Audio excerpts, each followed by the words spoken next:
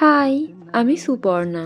আজ ২৭শে ডিসেম্বর আর আজ আমার জন্মদিন। অন্যবারের তুলনায় এবারের জন্মদিনটা ছিল আমার কাছে একদম অন্যরকম। একরাশ দুঃখ, মন খারাপ, কষ্ট নিয়ে আজকের সকালটা শুরু হয়েছিল।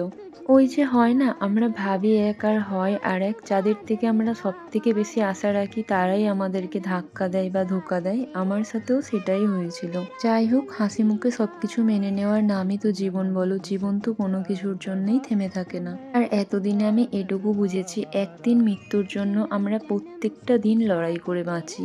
আজ সকালে গিয়েছিলাম কলকাতা ইস্কন মন্দিরে। ছোট থেকেই আমি ভগবানে ভীষণ বিশ্বাস করি। আমার জীবনের সুখ, দুঃখ, ভালো লাগা, খারাপ লাগা সবকিছুই আমি ভগবানের সাথেই শেয়ার করি। জানো তো, এরকম জীবনের কথা আমি ৭ বছর আগে স্বপ্নেও ভাবিনি। না চাইতেই ভগবান আমায় অনেক কিছু দিয়েছে। আমি জানি পৃথিবীর সবাই আমার থেকে মুখ ফিরিয়ে নিলেও আমার কৃষ্ণ কখনোই আমার থেকে মুখ ফিরিয়ে নেয় না। আমার ভুল থাকলে সে হয়তো আমায় শাস্তি ঠিকই দেয়।